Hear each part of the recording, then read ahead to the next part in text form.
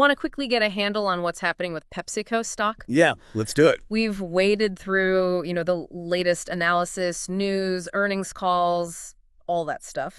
And we're here to pull out the key bits for you on PEP. Think of this as your quick briefing. Exactly. So starting with the basics, as of, let's see, April 30th, 2025, the stock was trading around $135.58. Okay, $135.58. But what's interesting is where the analysts see it going, right? Right. The consensus fair value, that estimate is quite a bit higher, around $150.67. And wasn't the average analyst target even higher than that? It was, yeah. Over the last 6 months, the average price target's been sitting around $161.25.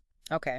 Our own internal target is a bit closer to that fair value, $149.54. Still, quite a spread from the current price. Definitely a gap. And you also see that volatility in the 52-week range. It's been as low as $131.52 and as high as $183.41. So what's driving this? The recent performance must be part of the story. Absolutely. Q1 2025, they posted 1% organic growth, though they did mention like 2%.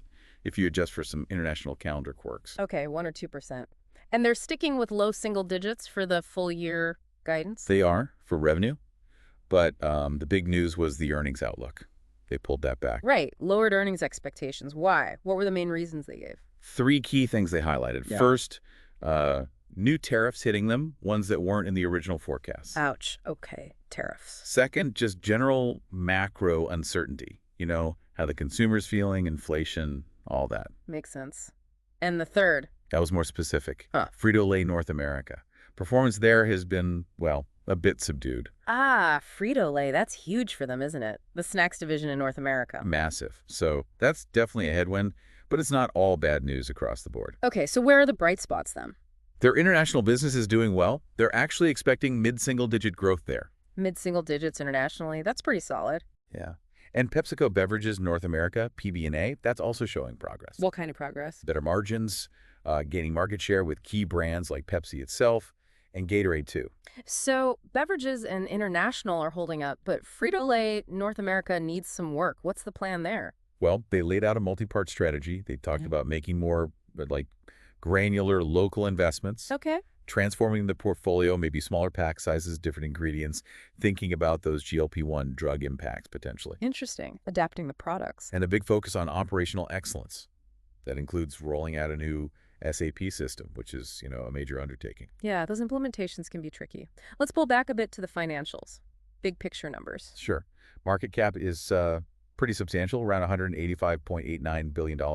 Enterprise value trailing 12 months, about $226.14 billion. And top line, bottom line. Revenue, again, TTM, roughly $91.52 billion. Net income comes in around $9.37 billion. Okay. What about valuation metrics like PE and the dividend? That usually gets attention. Right. The forward PE is sitting around 17.07. And the dividend yield, that's quite noticeable, roughly 4.00%. Yeah, wow. 4%. Yeah, based on an annual dividend of $5.42 per share. The payout ratio is about 78.38%, so they're returning a good chunk of earnings. That 4% yield definitely stands out. Now, PepsiCo's often talked about having a strong moat. What does that actually mean in their case? It means they have significant competitive advantages. It's rated as wide, which is the strongest rating. And what gives them that wide moat? It really comes down to a few things. One, their brand portfolio. Yeah. Pepsi, Gatorade, Lay's. These are global powerhouses, right? Yeah. Huge recognition. Absolutely household names. 2, their distribution network. It's just vast, incredibly efficient, really hard and expensive for anyone else to replicate that scale. Scale advantages, okay. Exactly. That scale gives them cost efficiencies too. It all builds this protective barrier. Makes sense. You mentioned portfolio transformation earlier, adapting products. Seems like a big theme. It really does. They're clearly pushing towards more natural ingredients in some areas, responding to health trends. Any specific examples of innovation they highlighted? Yeah, quite a few, actually. The dual-size strategy for Frito-Lay snacks. Yeah. Developing more protein-based options. Protein snack, okay. Relaunching Mountain Dew. Expanding into functional beverages, drinks with added benefits. Even powders and tablets. Powders and tablets. Interesting diversification. And then there's the pending acquisition of Poppi, the prebiotic soda. That fits right into that functional, healthier trend. So definitely trying to align with where consumers are heading, potentially even considering things like the GLP-1 impact, focus on protein, fiber, maybe smaller portions. Seems like it. They need to be agile. But there are still risks, obviously. Right. Let's recap those risks. We mentioned tariffs. Yep, the new tariffs are a direct hit to earnings. The ongoing macro uncertainty is a big one, how consumers will spend. And the Frito-Lay turnaround. Crucial. They need that division firing on all cylinders again.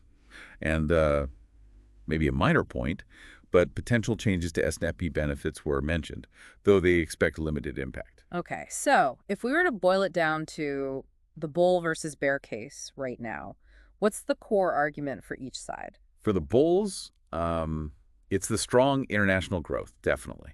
The resilience of the overall portfolio, how it's evolving. And the beverage strength. Right, the momentum in PBNA.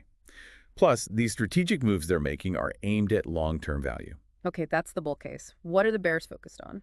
Bears are looking squarely at the near-term headwinds, the tariff impact on earnings, the general economic uncertainty. And Frito-Lay's challenges. Exactly.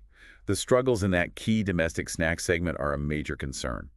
Plus, operational risks like that big SAP rollout. So, near-term pressures versus long-term strengths and strategy. It seems analysts are a bit divided too. They are.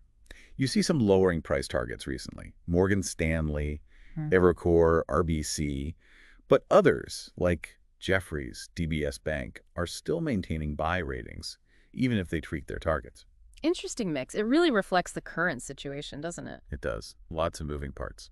Okay, so the bottom line for you trying to understand PepsiCo right now seems to be this.